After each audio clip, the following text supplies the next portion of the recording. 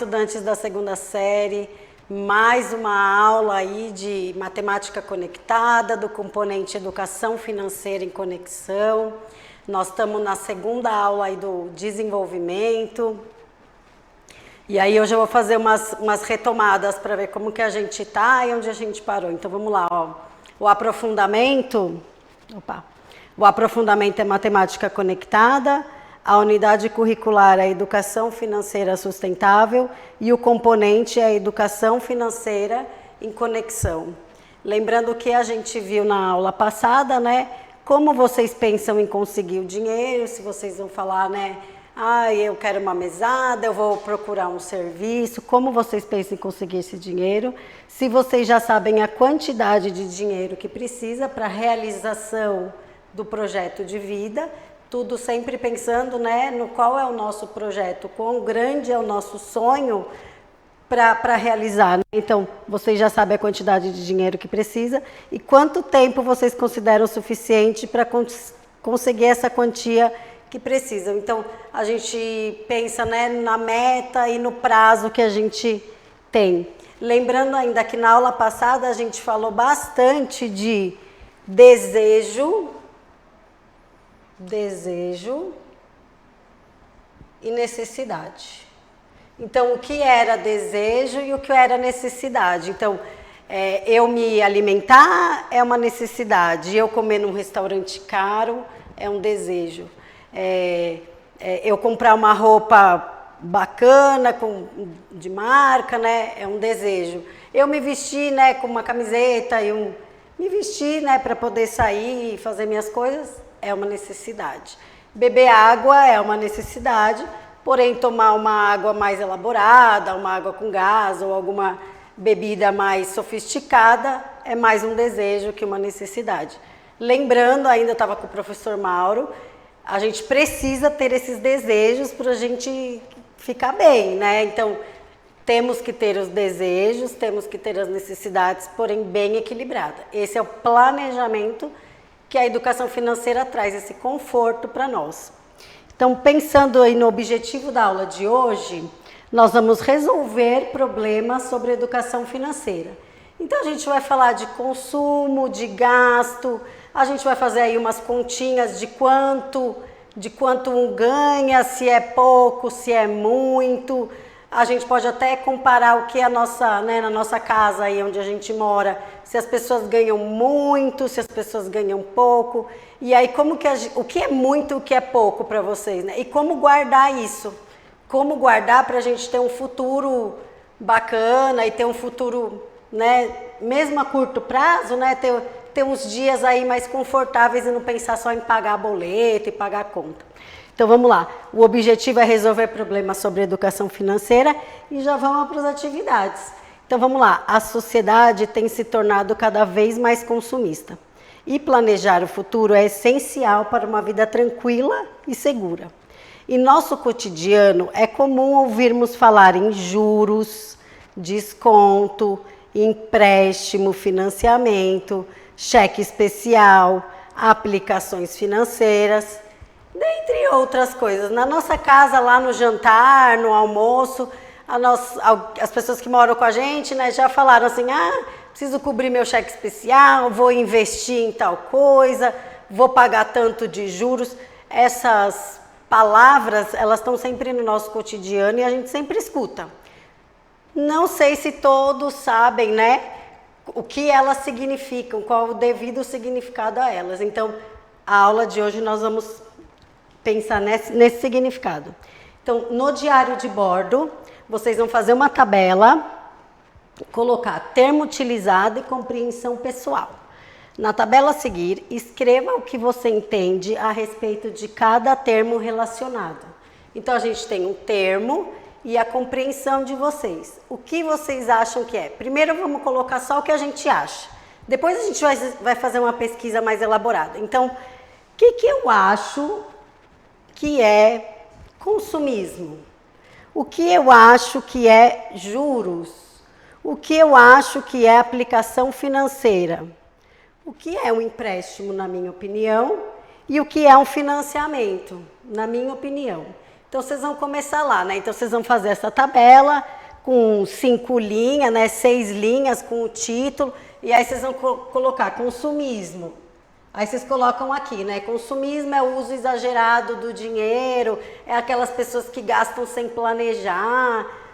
Aí, vocês colocam. Eu não vou falar de todos, porque senão eu fico dando spoiler e aí vocês vão copiar o que eu tô falando. Então, o que é consumismo, né? Então, vocês colocam lá, eu acho que consumismo é gastar demais. O que é juros? É taxa, não é taxa? Vocês coloquem aí o que é juros, o que é aplicação financeira, o que é empréstimo e o que é financiamento. Coloquem aí o que acham. Colocaram, fizeram, né, no diário de bordo. Aí vocês vão fazer uma pesquisa. Pesquisar em sites da internet mesmo, ó. Realize uma pesquisa sobre esses termos financeiros presentes na tabela e compare com o seu registro. Complete ou faça ajustes no que escreveu. Então eu peço, né, se possível, vocês façam uma tabela com o que vocês acham.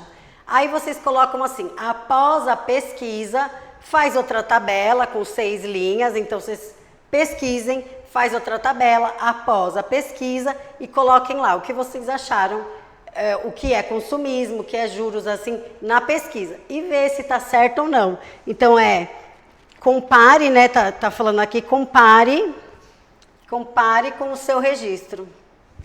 E aí, se você comparar com o seu registro, você vai aprender, né, o que é cada coisa aí, que é consumismo, o que é juros, o que é empréstimo, o que é financiamento.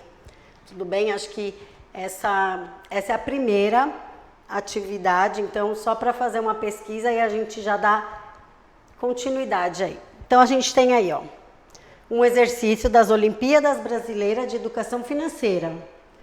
Qual a importância do planejamento financeiro?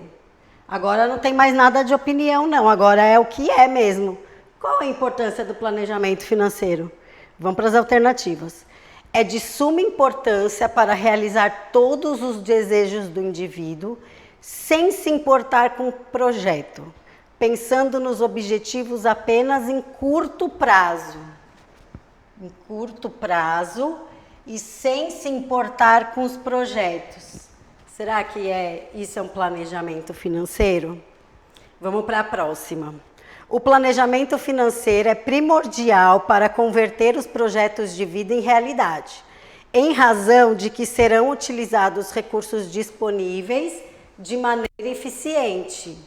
Então, entre a A e a B está mais, né, convincente do que a importância do planejamento financeiro.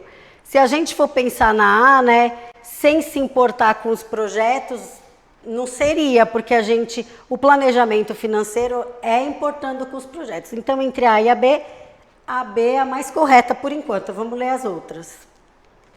É muito importante para organizar as contas, por isso não precisa ter disciplina. Essa daqui está errada, né? Então, para a gente ter um planejamento financeiro, a gente precisa ter disciplina. Quando bem utilizado, o planejamento financeiro ajuda o indivíduo a estabelecer metas apenas em curto prazo, que serão estratégias para alcançar os objetivos individuais da pessoa, mas não servem como base para a tomada de decisão. Então, vamos lá, ó, ajuda o indivíduo a estabelecer metas apenas, como está escrito aqui, apenas, deixa eu pegar aqui a caneta. Eu acho que não consigo. Apenas em curto prazo, não seria. E a alternativa, será que é esse que sai? Não. E a alternativa E não é importante, já que o planejamento financeiro nada mais é do que guardar seu dinheiro. Então, a E não é, a D não é. Deixa eu ver se eu consigo. Opa! A alternativa correta. A alternativa correta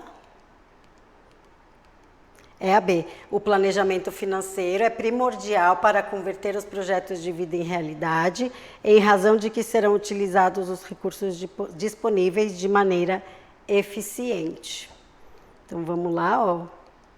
A alternativa correta é a alternativa B. Então, por que a D não seria, né?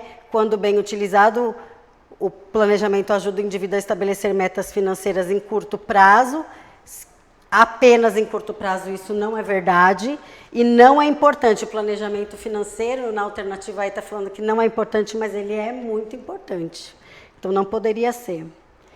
A próxima, também das Olimpíadas Brasileiras de Educação Financeira, as pessoas dividem-se entre aquelas que poupam como se vivesse para sempre e aquelas que gastam como se fosse morrer amanhã.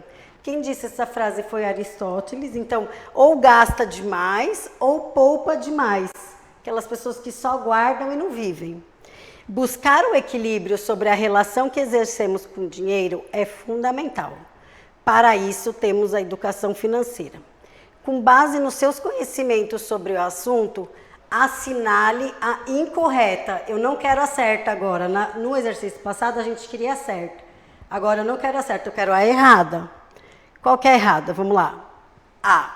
Poupar dinheiro é o caminho para que tenhamos os meios certos de cumprir nossos objetivos financeiros? Essa é verdade, né? Poupar dinheiro, nós vamos cumprir nossos objetivos financeiros. A está certa. A. B. Reservas de emergência são construídas para que tenhamos onde buscar recursos caso o imprevisto aconteça? Essa também me parece que está certa. Vamos para C. Investir nosso dinheiro enquanto poupamos, preservar seu poder de compra. Preserva seu poder de compra. Investir nosso dinheiro enquanto poupamos, preserva nosso poder de compra. Vamos para D. O consumo consciente preserva a nossa saúde financeira e a do meio ambiente. E a E. O consumismo é um ato de comprarmos somente aquilo que satisfaz as nossas necessidades. O consumismo é um ato de comprarmos somente aquilo que nos é necessário. Essa é a incorreta, né? Essa daí está errada. O consumismo é o ato excessivo de comprar e a gente compra sempre. Próxima. Bernadette ganha R$1.000 por mês de salário. Ela trabalha das 8 às 17. No final do mês, quanto custa a hora de Bernadette? Então, a gente pode, né, colocar o salário das pessoas que moram com a gente e fazer esse comparativo de quanto que a gente ganha, quanto custa a nossa hora. Se essa hora aí é cara ou é barata, né? Quanto que vale a nossa hora? E aí, quantas horas por dia ela trabalha? Ela trabalha 8 horas por dia, pensando que das 8 às 17 dá 9 horas, porém ela tem 1 hora de descanso, né, que é o almoço, ou, enfim, é o descanso. Então, todo trabalhador trabalha 8 horas por dia. Quantas horas por semana, né? Então, se tem 5 dias na semana, segunda, terça, quarta, quinta e sexta, a gente faz a conta 8 vezes 5, que dá 40 horas semanais. E quantas horas por mês, né? Dá 200 horas mensais. E aí a gente vai fazer a conta de quanto ela ganha, que é R$1.000, dividido por 200 horas. A hora da Bernadette custa R$5. A hora da Bernadette custa R$5. Então, uma pessoa que ganha R$1.000 por mês de salário e trabalha 8 horas por dia, a hora dela é R$5. E agora o momento de reflexão, o momento que eu gostaria que vocês pensassem.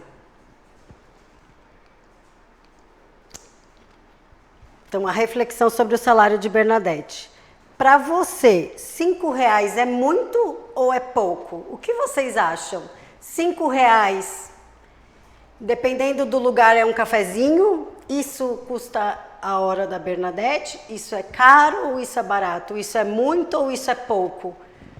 Quanto está valendo, né? Eu preciso que vocês anotem aí no diário de bordo de vocês e coloca, né, o exercício da Bernadette, se R$5 é muito ou é pouco. O que compramos com R$5? O que você faz com R$5, né? Pensando que a passagem aí do transporte público, né, os estudantes pagam R$2,20, porque paga meia, né? Então tem R$2,20 para ir, R$2,20 para voltar. Então a ida e a volta é quase a hora da Bernadette. Isso é muito ou isso é pouco? O que a Bernadette poderia fazer para ganhar mais e aumentar a hora dela? O que ela poderia fazer? Qual o planejamento que ela poderia ter, caso ela queira ganhar mais, porque nossa intenção sempre é ter mais, né? Ter mais dinheiro. Então, é isso, essa reflexão que eu preciso que vocês façam aí, por favor. E aí, pensando aí nos próximos exercícios, a gente tem assim, ó. O avô de Paulinho decidiu dar uma mesada... A avó de Paulinho decidiu dar uma mesada de R$50 por mês. Mas para receber a mesada, Paulinho teria que cumprir algumas condições. Para cada tarefa não realizada, ele teria um desconto de R$2,20. Considerando o que aconteceu no último mês, está descrito aí na tabela. Então vamos lá, as tarefas que ele não cumpriu. Ele não acordou no horário para ir para a escola 3 vezes no mês. Ele não fez o jantar uma vez. E ele não limpou a casa 4 vezes no mês. Cada vez que ele não cumpria, ele perdia R$2,20. E ele teria uma mesada de R$50. Quanto será que ele ganhou, né? Quanto que Paulinho ganhou?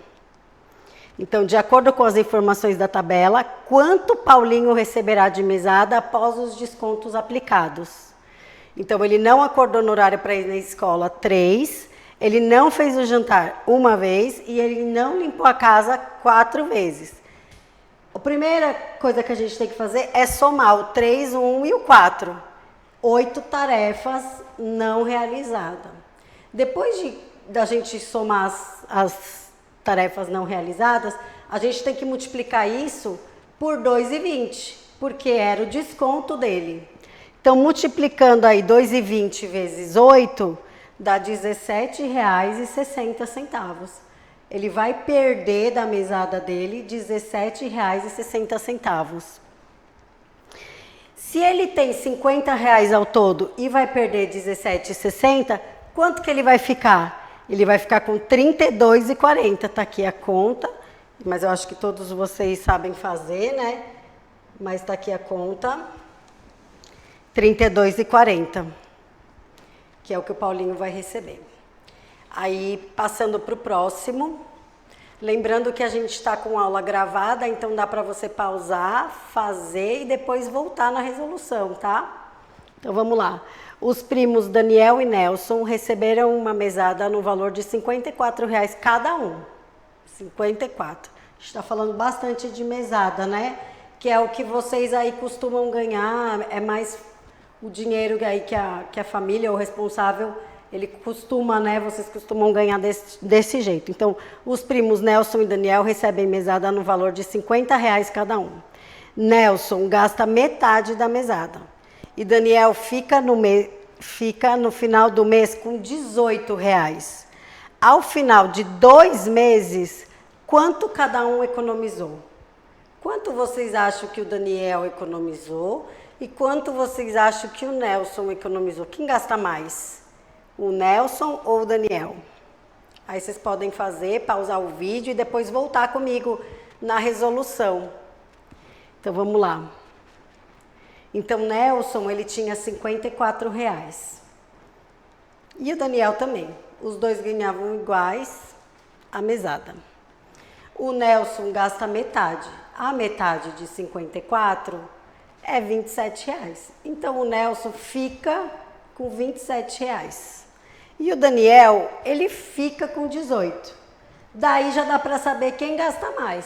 Se é o Daniel ou é o Nelson. O Daniel fica só com R$18 e o Nelson fica com 27 no bolso. Ao final de 2 meses, quanto cada um economizou? O Nelson, em 1 mês, ele economiza R$27. Em 2 meses, nós vamos fazer 27 vezes 2, que vai dar os 54. Já o Daniel, em 1 mês, ele economiza quanto? R$18. Em 2 meses, 18 vezes 2, que é os R$36. Quem economiza mais? O Nelson ou o Daniel? Neste caso aqui, quem está economizando mais é o Nelson. Passando para o próximo exercício, a gente tem assim, ó. Ana Paula recebe R$5.000 prestando serviço de advocacia. E durante o mês, ela apresenta diversas despesas, conforme a tabela. Quanto restou do que ela recebeu após o pagamento dessas despesas? Lembrando aí que nas aulas passadas a gente falou muito de despesa fixa e despesa variável, né? Neste caso aqui, tem mais despesas fixas, né? O que acontece no mês, na nossa própria casa, né? Que as despesas são fixas, é as despesas de água, luz, mercado. Lembrando aí que a professora Roberta estava junto comigo nessa aula e a professora falou, a despesa é fixa, porém o valor varia, a gente não pode confundir o valor com a própria despesa, né? Então, a água, a luz, elas são fixas, né? As contas são fixas, a taxa do condomínio, enfim, quem mora em condomínio, elas são fixas. A própria nossa alimentação é uma despesa fixa, porém, o preço, né, a quantidade do que a gente vai comprar em cada mês pode variar. Tem mês que a gente compra mais, tem mês que a gente compra menos. Aí também tem outras variáveis, tem a inflação, que pode aumentar alguma coisa que a gente costuma comprar mais. Então, esses valores variam. Mas, geralmente, as contas e as despesas fixas, elas são água, luz, então, condomínio. Então, vamos lá. Ana Paula recebe R$5.000 prestando serviços de advocacia. E, durante o mês, apresenta diversas despesas, conforme a tabela. Quanto restou do que ela recebeu após o pagamento? Então, o que a gente tem que fazer? O primeiro passo, a gente precisa somar todas as despesas, o que ela gastou, tudo que ela gastou. Ela gastou com o quê? Ela gastou com aluguel, ela gastou com material de escritório, ela gastou com luz, ela gastou com água, tudo que ela gastou. E depois do valor todo que ela gastou, a gente tira de quanto ela recebeu. Que nesse caso aí a gente chama de... Ela recebeu mesmo, ela recebeu e essas são as despesas. Então, vamos lá. Somando tudo, 1.770 mais 630, mais 375 e mais 405. Então, a gente tem todas essas despesas, que dá um total de 3.180. E aí, perguntando para vocês, né, para refletir, teria alguma conta dessas, alguma despesa dessa, que ela poderia economizar e diminuir o total da despesa dela? Então, talvez se ela economizasse no material de escritório, né? Aí poderia diminuir esse total. Ou se ela economizasse na luz ou na água. No aluguel é uma coisa que não tem como economizar, porque ele é um valor fixo e ele acontece todo mês sempre. O aluguel, geralmente, ele aumenta anualmente, né? Mas, nesse caso aí, não tem como economizar. O material de escritório ainda tem como economizar, fazer uma pesquisa ali, outra colar e ver, eu vou comprar aí um sulfite ou uma caneta mais barato. E a luz também, eu vou tirar a impressora da tomada e colocar na tomada só quando eu for usar. E a água também dá para dar uma economizada. Então, nas despesas mensais, ela gasta 3.180, que é mais do que a metade do que ela ganhou nesse mês. E isso é muito se você for pensar em despesa, né? Porque mais que 50% do que ela ganha R$5.000. E ela gasta 3.180, é um valor bem significativo. Então, aí se a gente pegar e fizer a continha, né? 5.000 tirando 3.180, o que sobrou para ela foi 1.820. Isso é menos que a metade, né? Então, eu acho que é um valor bem baixo. Então, é isso. Vocês somam primeiro as despesas e depois vocês tiram do valor que ela recebeu, que no caso aí, na educação financeira, a gente chama esse recebimento de receita, de quanto ela ganhou é uma receita, tá? Só para vocês saberem. E aí a reflexão, né, como fazer para diminuir as despesas dela, da Ana Paula. E aí vocês podem aí refletir, vamos tirar, né, que eu já acabei de explicar, como tirar o material de escritório, a luz, a água. Que é bom também viver no conforto, né? Ter bastante, esbanjar material de escritório, esbanjar luz e esbanjar água. Porém, nem sempre, né? Dependendo do quanto a gente quer guardar, nem sempre é bom ficar esbanjando aí esse conforto todo. E o exercício aí que eu vou deixar aí para vocês, para a gente pensar aí junto, também das Olimpíadas Brasileiras de Educação Financeira, analise as afirmativas abaixo e marque V para verdadeiro e F para falso. São estratégias para fazer com que o dinheiro renda mais. Então, a gente quer que o dinheiro renda mais. Como que a gente faz isso, né? Não pensa antes de comprar, faz compras inteligentes ou eliminar os pagamentos que acumulem juros. Aí ele fala assim, assinale a alternativa que apresenta a sequência correta de cima para baixo. Então, a gente tem falso, verdadeiro, verdadeiro, verdadeiro, falso, verdadeiro, falso, verdadeiro, falso, falso, falso e verdadeiro, e todas verdadeiras. Porém, ele fala que é de cima para baixo, então é como a gente lê mesmo, tá? Então, vamos lá, ó. Não pensar antes de comprar. Não pensar antes de comprar, isso é verdadeiro ou é falso? Isso é falso, né? A gente precisa pensar antes de comprar. Então, a primeira já é F. Então, a E a gente já descartaria. E a B também a gente descartaria, porque começa com V e não pensar antes de comprar não é verdade. Fazer compras inteligentes, né? Então, quais as estratégias para fazer com que o dinheiro renda mais? Fazer compra inteligente é uma estratégia para o dinheiro render mais. E eliminar os pagamentos que acumulam juros também, porque os juros é algo que ele rende e a gente acaba pagando depois a conta muito maior do que a gente tem. Então, fazer compras inteligentes é verdadeiro e eliminar pagamentos que acumulem juros também é verdadeiro. Então, é falso, verdadeiro, verdadeiro.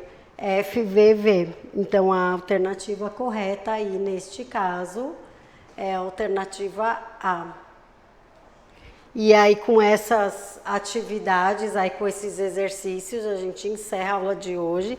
Lembrando aí do mural da professora, o que a gente aprendeu hoje, né? Então, a gente resolveu aí alguns problemas de educação financeira e o que vem por aí, né? Então, vem a última aula da introdução deste componente, Educação Financeira em Conexão. E é isso, anotem tudo no diário de bordo de vocês. As dúvidas, se vocês quiserem falar comigo, entrem em contato aí pelo Instagram, ou com o professor de vocês também. Acho que o professor está lá para ajudar vocês. E é isso, gente. Obrigada aí pela participação de vocês. Avalie a aula, por favor, se estiver rápido ou devagar demais, avalie a aula para a gente dar uma melhorada. Tamo junto, gente. Obrigada. Até a próxima.